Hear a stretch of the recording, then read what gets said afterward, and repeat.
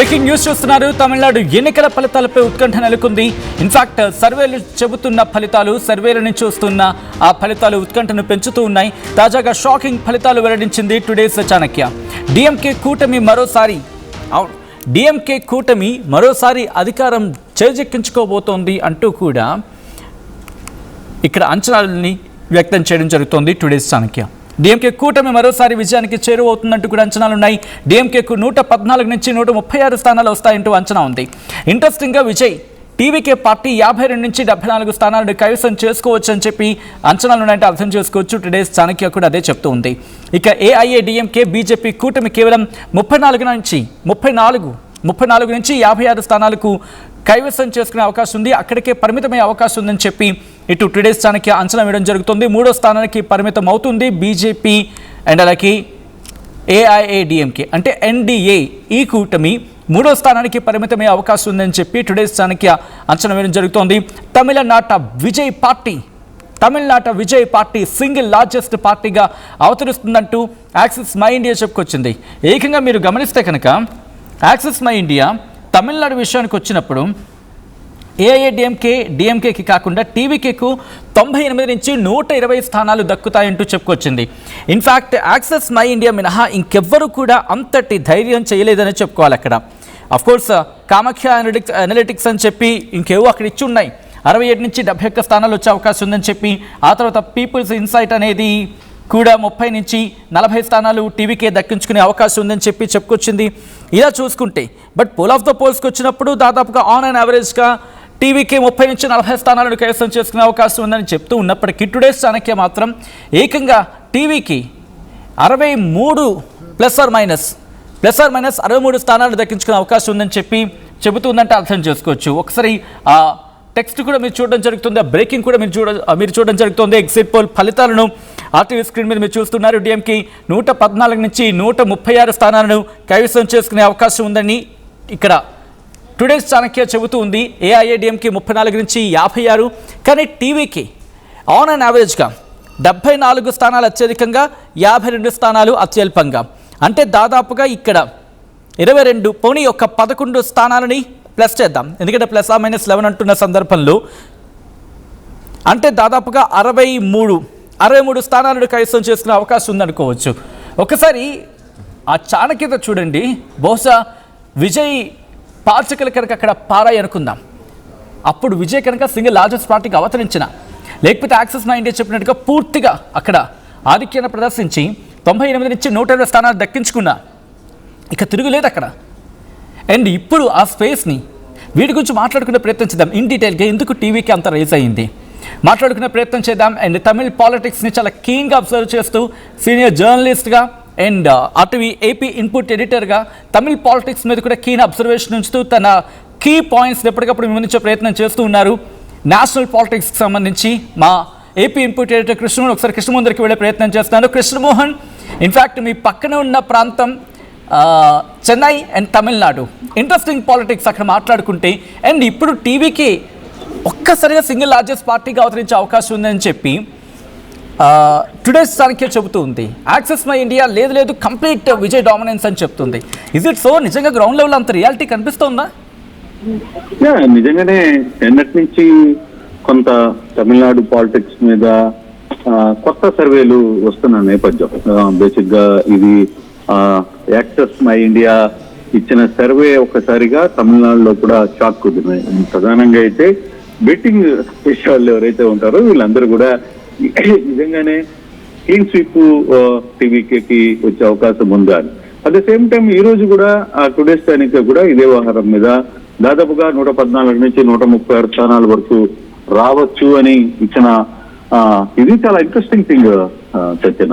Basic గా దాదాపుగా 52 TVK దాదాపుగా 52 నుంచి 74 స్థానాలు గెలుచుకోబోతుంది అంటే ఇక అక్కడ 3వ స్థానానికి డెఫినెట్ గా ఏఐడిఎంకే బీజేపీ కూటమి వెళ్ళబోతే ఇక సింగిల్ లార్జెస్ట్ పార్టీగా తమిళనాడులో విజయ్ పార్టీ కానీ వస్తే పూర్తిగా తమిళనాడు రాజకీయాలు పూర్తిగా కూడా మారిపోతున్నాయి. ఇంతకాలంగా కొన్ని శతాబ్దాలుగా ఏఐడిఎంకే డిఎంకే మధ్య జరుగుతున్న వార్ ఒక్కసారిగా టీవీకి పుడిచి కూడా పక్కన పెట్టినట్టుగానే మనం అర్థమయ్యే పరిస్థితి. అంటే నిజంగా ఇవి కానీ జరిగితే రిజల్ట్స్, కానీ గ్రౌండ్ లో మనం చూస్తున్న పరిస్థితి మనం మామూలుగా ఇప్పుడు దాకా ఎలక్షన్ తీరుని మనం గమనించిన పరిస్థితిలో there is no doubt TVK కొంత ఇంపాక్ట్ అయితే చూపించింది. దానివల్ల ఎవరికి ప్రమాదం ఎవరికి లాభం అనే దాన్ని కూడా కొంత విశ్లేషించుకోవాల్సిన పరిస్థితి. కొత్తగా వచ్చిన ఓటర్ యువతలో ఉన్న ఓటర్ మొత్తం కూడా టీవీకే వైపుకి మళ్ళారు అనేది చాలా క్లియర్ గా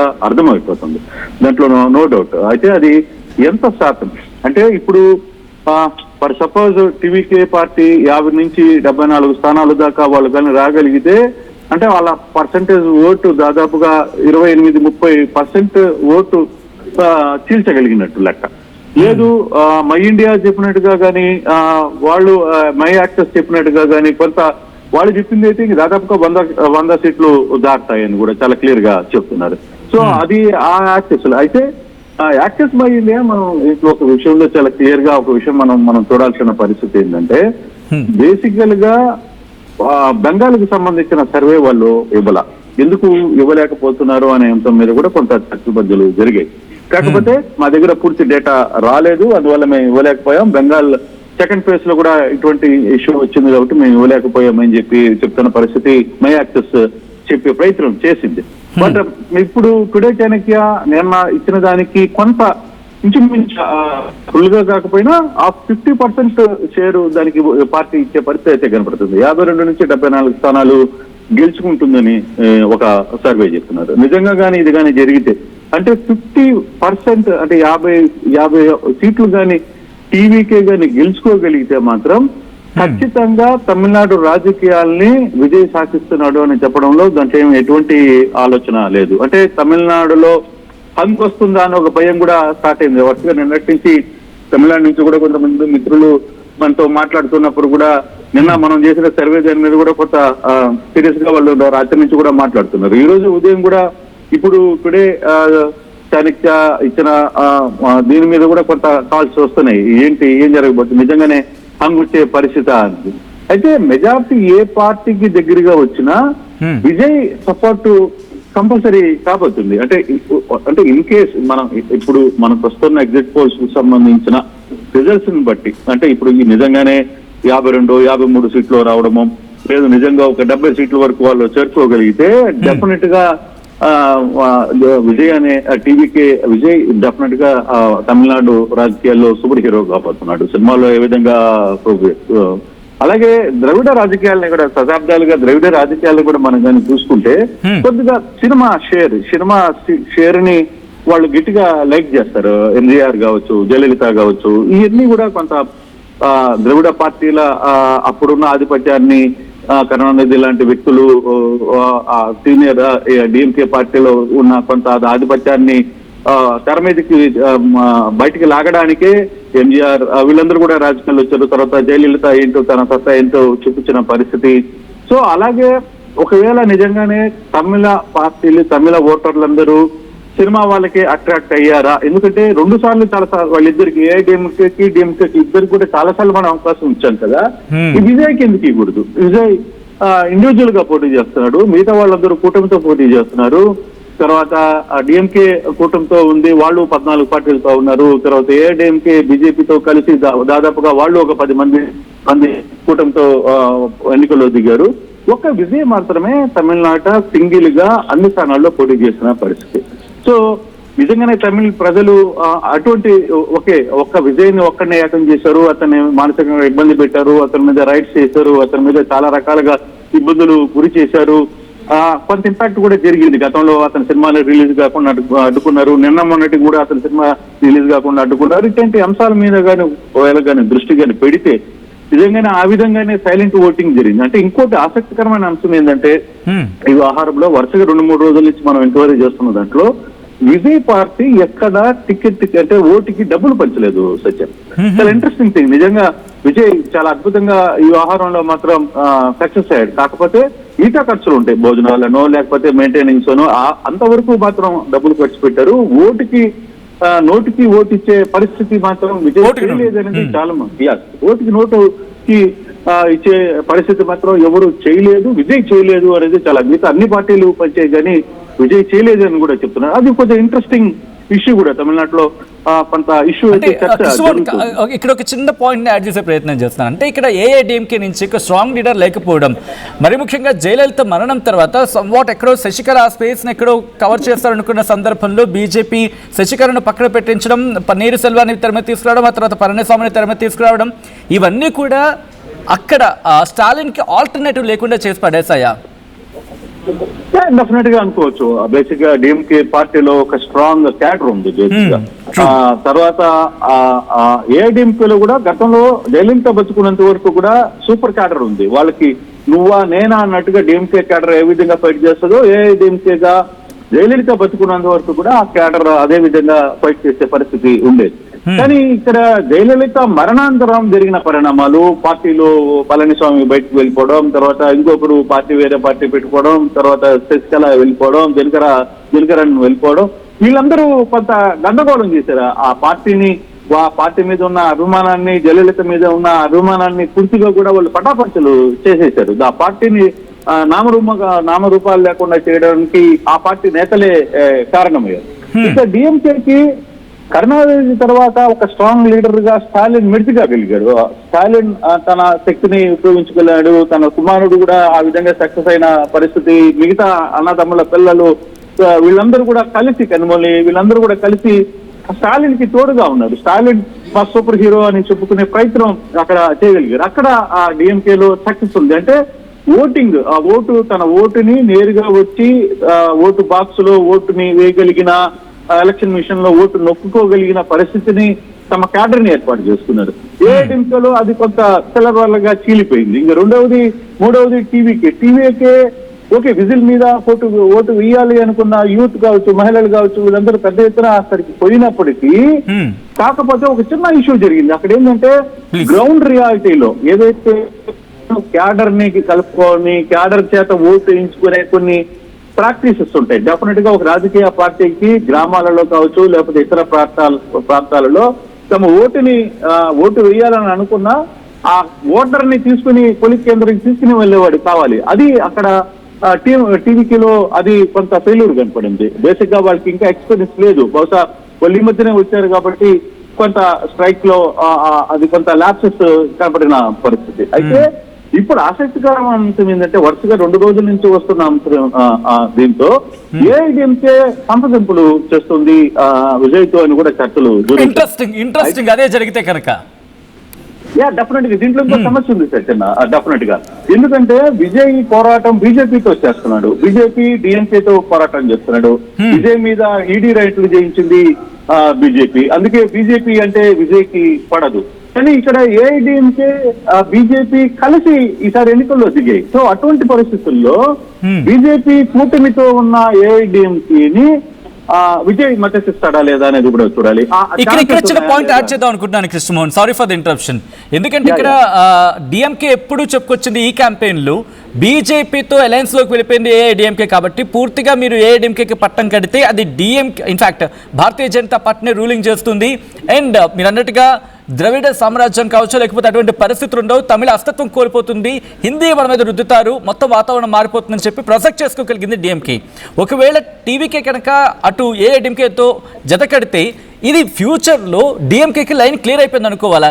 టీవీకేకి పూర్తిగా తన ఆ స్పేస్, ఆ వాక్యూమ్ ప్రజలిస్తే అది పూర్తిగా క్లోజ్ అయిపోతుంది అనుకోవాలి. అప్పుడు ఒకవేళ బీజేపీతో కనుక జత కడితే టీవీకే కానీ అక్కడ ఒక చిన్న ఓకే మీరు చెప్పిన యాంగిల్లో ఒకవేళ బీజేపీ కూటమితో ఉన్న ఏఐడిఎంకేతో ఉన్న కూటమితో టీవీకే జత కరిస్తే, కానీ అక్కడ ఇంపాక్ట్ ఒకటి. కానీ ఇప్పుడు ఏఐడిఎంకే టీవీకే రెండు కలిస్తే ఎలా ఉంటది అంటే జయలలిత ఉన్న సొంత పార్టీ విజయ్ రెండు కానీ కలిస్తే డిఎంకేకి వ్యతిరేకంగా ఒక ఆల్టర్నేట్ శక్తి అయ్యే అవకాశం ఉంది. సో అంటే అప్పుడు బీజేపీ వీడి ఏఐడిఎంకే బయటికి రావాలి. ఆ కూటమిలో నుంచి ఏఐడిఎంకే మీతో వద్దురా స్వామి, బీజేపీతో మాకు అవసరం లేదు, మేము విజయ్ ఎట్లాగో జయలలిత మీద ఒక అభిమానం ఉంది విజయ్కి, మాకు విజయ్ అంటే గౌరవం ఉంది, సో మేమిద్దరం కలిసి రాష్ట్రాన్ని లేదు ప్రభుత్వాన్ని ఏర్పాటు చేస్తామని చెప్పే ప్రయత్నం కూడా చేయొచ్చు. అయితే ఎక్కడ ఎటువంటి పరిస్థితుల్లో ఈ ఇష్యూ వస్తుంది అంటే అప్పుడు టీవీకే విజయ్ దాదాపుగా తన చేతిలో 30 ఏదో ఒక 60 30 నుంచి ఒక 50 సీట్లు తన చేతిలో కానీ పెట్టుకోగలిగితే, రేపు కానీ గెలవగలిగితే ఈ హంగని ఏర్పాటు చేయడంలో విజయ్ ఖచ్చితంగా తను రూల్ చేయగలడు డెఫినెట్ గా. సో తన కీలకమైన పాత్ర చేయగలిగిన పరిస్థితి ఉంటుంది. మెజార్టీ ఇప్పుడు సమస్య ఏంటి, ఈ రెండు డిఎంకేలు ఏడీఎంకేలు వస్తున్న ఈ ఎగ్జిట్ పోల్స్ వీటన్నిటిని చూసిన తర్వాత నిజంగానే విజయ్ నిజంగా వణికిస్తున్నాడు వీళ్ళు ఇద్దరిని, డిఎంకేని ఏఐడిఎంకేని. ఏం జరగబోతుంది ఏంటి అనేది ఒక పెద్ద చర్చ అయితే జరుగుతున్న పరిస్థితి. బేసిక్ గా మనకి క్లియర్ గా అర్థమవుతుంది ఏంటి, ఓటు వేసిన ప్రతి మహిళ యువ ఓటర్లందరూ కూడా విజయ్ కి మేము ఓటేసామని ధైర్యంగా బయటకు వచ్చి చెప్తున్నారు. అది కొంత ఇంపాక్ట్ కనిపిస్తుంది. Sorry for interruption Krishnamohan again, అంటే ఇది కేవలం ఒక సినిమాటిక్ ఫిగర్ గా తనని చూసి ఓటేస్తున్నారు అనుకోవాలా, లేకపోతే కొత్త రాజకీయ పార్టీగా వచ్చింది? దాదాపుగా ఇందాక నేను మన డెస్క్ లో కూడా డిస్కషన్ జరిగినప్పుడు దాదాపుగా ఒక 40 ఏళ్ళు అయిపోతుంది ఒక కొత్త పార్టీ ఉన్నప్పటికీ కూడా అవతరించిన సందర్భం లేదు అని చర్చ జరుగుతున్న క్రమంలో కొత్త పార్టీ వచ్చింది కాబట్టి కొత్త పార్టీకి ఒక ఛాన్స్ ఇద్దామని చెప్పి వెళ్తున్నారు అనుకోవాలా? ఏ కోణంలో ఏ ప్రాతిపదికన ఓటర్లు ఇటు టీవీకి వైపు మొగ్గు చూపుతున్నారు? ఆఫ్ కోర్స్ ఎగ్జిట్ పోల్ ఫలితాల ప్రకారం చూస్తే ఎలా అనుకోవాలి? డెఫినెట్ గా ఇక్కడ ఒక కీలకమైన అంశం, శతాబ్దాలుగా మనం చూసుకుంటే ఈ ద్రవిడ రాజకీయాల మొత్తాన్ని కూడా డిఎంకే ఏఐడిఎంకేలే శాసించాయి. దాదాపుగా ఒక 30-40 సంవత్సరాల నుంచి ఈ రెండు రాజకీయ పార్టీలు అక్కడ ఓటర్లని వివిధ రకాలుగా హింసించే అనుకోవచ్చు, లేకపోతే ఒకడు అధికారంలోకి వచ్చిన తర్వాత ఒకటి మీద దాడులు చేయడం, ఇంకొకటి అధికారంలోకి వచ్చిన తర్వాత ఇంకొకటి మీద దాడి చేయడం మనం చూడొచ్చు. ఫర్ ఎగ్జాంపుల్ మనం కానీ మనకి తెలిసిన చరిత్ర, మనం కళ్ళ ముందు చూసిన చరిత్రలో జయలలితని అసెంబ్లీ నుంచి చీరలాగి బయటికి వేస్తే జయలలిత ముఖ్యమంత్రి అయిన తర్వాత కరుణారాజు ఇంట్లో ఉంటే పంచలాగి తీసుకుని వచ్చి జైల్లో పడేసింది. సో ఇటువంటి ఒకరి మీద ఒకరు యాక్షన్ తీసుకునే చరిత్ర ఉండింది. సో ఇటువంటి పరిస్థితులు ఉన్న నేపథ్యంలోనే ఈ ఇంపాక్ట్ జరిగిందా అనేది కూడా ఒక చర్చ జరుగుతోంది. పరిస్థితుల్లో ఎటువంటి అంశాలు జరగబోతున్నాయి అనేది మనం చూడాల్సిన పరిస్థితి అయితే ఉంది. సో ఈ తమిళనాడు జరుగుతున్న హిందూ ఆహారంలో ఒక పూర్తి స్థాయిలో వ్యవహారాన్ని నడపాల్సిన పరిస్థితి కూడా కనబడుతుంది. కానీ విజయ్ ఒక మోడ్ తీసుకోగలిగాడు, విజయ్ ఒక యాంగిల్ ని తీసుకోగలిగారు. విజయ్ ఒక నిజంగానే ఇప్పుడు రిజల్ట్స్ కానీ వస్తున్న ప్రకారం విజయ్ ఒక 40 సీట్లు 50 సీట్లు కానీ తెచ్చుకోగలిగితే మాత్రం తమిళనాడు రాజకీయాల్లో విజయ్ మరో సకంగా మారబోతుంది. అంటే ఇక్కడ విజయ్ కేవలం సింగిల్ లార్జెస్ట్ పార్టీగా వచ్చే అవకాశం ఉందనే చర్చ జరుగుతోందా, లేకపోతే యాక్సిస్ మై ఇండియా చెప్పినట్టుగా ఏకంగా అధికారాన్ని చేపట్టే అవకాశం ఉందనే చర్చ ఎక్కువగా ఉందా, లేకపోతే అది ఓవర్ ఎగ్జాగరేషన్ అనుకోవచ్చా? దాంట్లో కనబడుతున్న సినారియోలో చాణక్య టుడే చెప్పినా లేకపోతే యాక్సిస్ మై ఇండియా చెప్పినా, axis my India one side గా రూల్ చేయబోతుంది అని చెప్తున్నారు. చాణక్య ఇండియా సింగిల్ పార్టీ అవుతుంది అని చెప్తున్నారు. ఇన్ కేస్ నిజంగానే ఈ రెండు చెప్తున్న పరంగా ఒక సింగిల్ లార్జెస్ట్ పార్టీగా కానీ విజయ్ గాని అవతరిస్తే డెఫినెట్ గా విజయ్ కి సపోర్ట్ గా డిఎంకేలో నుంచి కూడా కొన్ని పార్టీలు విజయ్ కి సపోర్ట్ వచ్చే పరిస్థితి ఉంటుంది. ఏఐడిఎంకే నుంచి కూడా కొన్ని పార్టీలు ఇక్కడికి వచ్చి సపోర్ట్ చేసే పరిస్థితి డెఫినెట్ గా ఉంది అనేది చాలా స్పష్టంగా అర్థమవుతుంది. బట్ చూడాలి, ఇది మే 4 వరకు ఎలక్షన్ ఎలా ఉండబోతుందని చూడాల్సిన పరిస్థితి ఉంది. Right Krishnamohan, thanks for the update. అది కృష్ణమోహన్ క్లోజ్ అబ్జర్వేషన్స్. కృష్ణమోహన్తో పాటు మీరు కూడా ఇన్ఫ్యాక్ట్ మేము from the beginning election start అయినప్పటి నుంచి కూడా ఆర్టీవీ ముందు ఎప్పటికప్పుడు ఏం జరుగుతుంది తమిళనాడు రాజకీయాల్లో వాటి విషయంలో ముందు నుంచి కూడా ఎలక్షన్స్ ఫీవర్ స్టార్ట్ అయిన దగ్గర నుంచి కూడా ముందు వచ్చే ప్రయత్నం చేస్తూనే ఉంది. అండ్ విజయ్ ఫ్యాక్టర్ చాలా కీలకంగా మారిపోయింది. అండ్ దగ్గరకు వస్తున్న కొద్దీ ఎలక్షన్స్ దగ్గరకు వస్తున్న కొద్దీ ఆ ఫీవర్ కావచ్చు లేదా ఫ్యాక్టర్స్ ఒక్కసారిగా యాడ్ ఆన్ అయ్యాయా? ఎందుకంటే సర్వే ఫలితాలు ప్రీ పోల్స్కి సంబంధించి మీరు చూడండి అండ్ పోస్ట్ పోల్స్ అంటే ఎగ్జిట్ పోల్స్కి సంబంధించి మీరు చూడండి, ఆస్మాన్ ఫరక్ ఉంది. ప్రీ పోల్లో ఎక్కడ అంత వేవ్ కాదు, అసలు వస్తాడనే ఒక కైండ్ ఆఫ్ క్వశ్చన్ స్టార్ట్ అయింది. బట్ ఎగ్జిట్ పోల్ కట్ చేసి ఈరోజు టుడేస్ దానికి పోనీ యాక్సిస్ మై ఇండియాది కాస్త ఓవర్ ఎగ్జాగరేషన్ అని కాదు, బహుశా అవ్వచ్చు కాకపోవచ్చు, అది పక్కన పెడదాం. ఎందుకంటే దాదాపుగా 98 నుంచి 120 అంటే కనుక అది హైయెస్టే. బట్ దాన్ని టచ్ చేసే అవకాశం, దాని గురించి మాట్లాడుకునే సందర్భం ఉందంటే కనుక అర్థం చేసుకోవచ్చు. ఇప్పుడున్న పరిస్థితుల్లో టీవీకే అంతటి అంటే అన్ని సీట్లు సాధించే అవకాశం ఉందా? పోనీ ఆన్ అండ్ యావరేజ్గా ఇప్పుడు టుడే చాణక్య చెప్పినట్టుగా అరౌండ్ అట్లీస్ట్ కండిషన్స్లో ఒక 67 వచ్చాయి అనుకుందాం. అట్లీస్ట్ కండిషన్స్, ఎందుకంటే 52 నుంచి 74 అంటూ ఉన్నారు. 52 నుంచి 74లో పోనీ ఆన్ అండ్ యావరేజ్గా 22 గ్యాప్ కనిపిస్తుంది కాబట్టి దాంట్లో హాఫ్ వేద్దాం, 11 అనుకుందాం. 62, 63 అనుకుందాం. పోనీ 63 వచ్చాయి అనుకుందాం. సింగిల్ లార్జెస్ట్ పార్టీ అప్పుడు ఏఐఏడిఎంకే అక్కడ 34 నుంచి 50 అంటే బీజేపీతో కలిపి, పోనీ బీజేపీకి తక్కువ వచ్చాయి అండ్ ఏఐఏడిఎంకే అక్కడ సుమారుగా ఒక 56 స్థానాన్ని కైవసం చేసుకుంది అనుకుందాం. ఇది డిఎంకేకి గండి పడితే అంటే 63 ప్లస్ 56 అంటే 9 ప్లస్ 119 స్థానాలు ఇక్కడ వచ్చేసే అవకాశం కనిపిస్తోంది. సో ఇంకేముంది, 234కి మ్యాజిక్ ఫిగర్ అంతా దాదాపుగా 117 స్థానాలు, 118 కావాలి అక్కడ. సో ఇక్కడ టీవీకి దాదాపుగా 63 ఆన్ అండ్ యావరేజ్గా మనం అనుకున్నాం లీస్ట్ కండిషన్స్లో. అండ్ అలాగే ఏఐఐడిఎంకి పోనీ ఆన్ అండ్ యావరేజ్గా 45 ప్లస్ మైనస్ 11 అంటున్నారు కాబట్టి పోనీ 55 వేద్దాం అందాకలకి.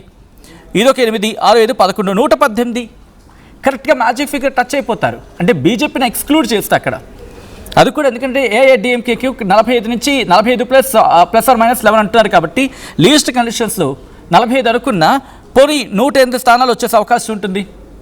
పోనీ అక్కడ 45 ప్లస్ ఆర్ మైనస్ 11 అంటున్నారు కాబట్టి యాడ్ చేసి చూసిన పోనీ 55 అనుకుందాం.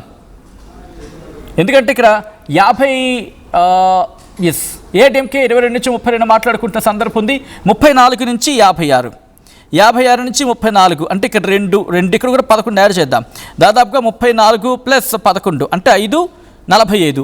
ఇక్కడ 63 ప్లస్ 45, ఇక్కడ 8, 10, 108. మొత్తం 108 స్థానాలు వచ్చేస్తే ఇంకా 10 స్థానాలు మాత్రమే కావాల్సి ఉంటుంది.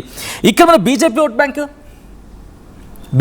బ్యాంక్లో బీజేపీ నుంచి ఒక ఫర్ సపోజ్ ఆన్ లీస్ట్ కండిషన్స్లో ఒక 10 వచ్చాయి అనుకుందాం లీస్ట్లో, లేదు కనీసం ఒక 2-3 వచ్చాయి అనుకుందాం. ఇప్పుడు 5 అటు ఇటు కాకుండా మనం 5 అనుకుందాం.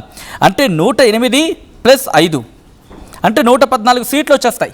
మరి ఇతరుల నుంచి ఎవరైనా లాగితే, లేదా ఇక్కడ ఏమైనా ఆపరేషన్ ఆకర్ష్ లాంటిది కావచ్చు, లేదా ఆపరేషన్ ఏమైనా స్టార్ట్ చేశారనుకుంది ఏఐఐడిఎంకే డిఎంకే నుంచి, అప్పుడు ఏముంటుంది, వచ్చేసే అవకాశం ఉంటుంది. సో 234లో 114 ఇటు ఏఐడిఎంకే భారతీయ జనతా పార్టీ కూటమి సంపాదించింది అనుకుందాం. అక్కడ మిగిలిన ఎన్ని ఉంటాయి, 120 స్థానాలు. సో 120 స్థానాలని డిఎంకే సొంతం చేసుకోగలగాలి. లేదు అక్కడ మళ్ళీ ఏమైనా ముక్కలు చక్కలు అయింది అనుకుందాం, ఎందుకంటే అక్కడ కూడా ఉంది డిఎంకే ప్లస్ కూటమి కదా, చిన్న పార్టీలు. అక్కడ డిఎంకే 120 స్థానాలు వచ్చే అవకాశం ఉందని చెప్తూ ఉన్నారు. అండ్ 125 ప్లస్ 135 అనుకుందాం. అంటే ఇంకా అది వస్తే ఇంకా క్లియర్ కట్ వాళ్ళదే విజయం, అక్కడ వాళ్ళే ప్రభుత్వాన్ని ఫామ్ చేసేయచ్చు. బట్ డిఎంకే ప్లస్ కాంగ్రెస్ ఈ కాంబినేషన్ ఉంది కదా, డిఎంకే ప్లస్ కాంగ్రెస్ ప్లస్ మిగిలిన కూటములు. అండ్ ఈ ఈక్వేషన్లో ఎవరైనా కనుక వాళ్ళ అటు నుంచి ఇటు వస్తాయి అంటే ఏఐఏడిఎంకేతో పాటు బీజేపీ ప్లస్ టీవీకే ఈ కాంబినేషన్ కనుక రెడీ అయింది అనుకుందాం. వీళ్ళు ఎవరైనా ఇక్కడి నుంచి ఇక్కడికి జంప్ అయ్యారు అనుకుందాం. ఈ 120లో ఎవరైనా జంప్ కొడితే అప్పుడు ఏఐడిఎంకేతో జత కట్టిన టీవీకి అధికారంలోకి వస్తుంది. ఇక్కడ వాళ్ళ పీఠమూడి ఏముంటుంది, ముఖ్యమంత్రి ఎవరు, పన్నీర్సెల్వమా, అక్కడ డిఎంకేకి ఉంది, పళనిస్వామి ఏఐడిఎంకేకి. సో పన్నీర్సెల్వం ఆల్రెడీ అక్కడ దాంట్లో జాయిన్ అయిపోయారు, స్టాలిన్ ఉన్నారు కాబట్టి అక్కడ డిఎంకే ఇంకా ప్రసక్తే లేదు. ఇంకా ఒకవేళ గెలిస్తే స్టాలిన్ ముఖ్యమంత్రి అక్కడ, దాంట్లో ఎటువంటి డిస్ప్యూట్ లేదు. బట్ ఏఐఏడిఎంకేకి సంబంధించి మాట్లాడుకున్న సందర్భంలో పళనిస్వామిని ముఖ్యమంత్రిని చేస్తారా, లేకపోతే టీవీకే జత కట్టింది కాబట్టి టీవీకే ముఖ్యమంత్రి అందుకుంటుందా, మీ ఇద్దరు కాదు మేము మిమ్మల్ని కూటమి కట్టాం కాబట్టి బీజేపీ ఆ స్థానాన్ని లాక్కుంటుందా, ఆ ఈక్వేషన్కి వెళ్ళిపోయినప్పుడు అప్పుడు మళ్ళీ ఎవరికి మనస్పర్ధలు వచ్చినా మళ్ళీ అక్కడ కనుక విడిపోయారనుకుందాం, అప్పుడు మళ్ళీ ముక్కలు చక్కలు అయిపోతుంది. కాబట్టి ఒక టైట్ ఫైట్, చాలా క్లోజ్ కాంటెస్ట్కి వెళ్ళిపోతుంది. ఎప్పుడు when TVK gets a majority, లేకపోతే సింగిల్ లార్జెస్ట్ పార్టీగా అవతరిస్తాయి. అప్పుడు మీరేమనుకుంటున్నారు కమెంట్ చేసే ప్రయత్నం చేయండి. మొత్తంగా అయితే మాత్రం తమిళనాడు రాజకీయాలు రొంబ ఇంట్రెస్టింగ్గా ఉన్నాయప్ప, చాలా ఇంట్రెస్టింగ్గా ఉన్నాయి. ఒక్క మాటలో చెప్పాలంటే లెట్స్ సీ మే 4 ఏం జరగబోతుందనేది. బట్ అంతకన్నా ముందు ఏం జరుగుతున్నది, మీ ఎక్స్పెక్టేషన్స్ ఏంటి అండ్ మీ ఒపీనియన్ ఏంటి కామెంట్ చేసే ప్రయత్నం చేయండి. ఒకసారి బ్రేకింగ్ న్యూస్ చూద్దాం.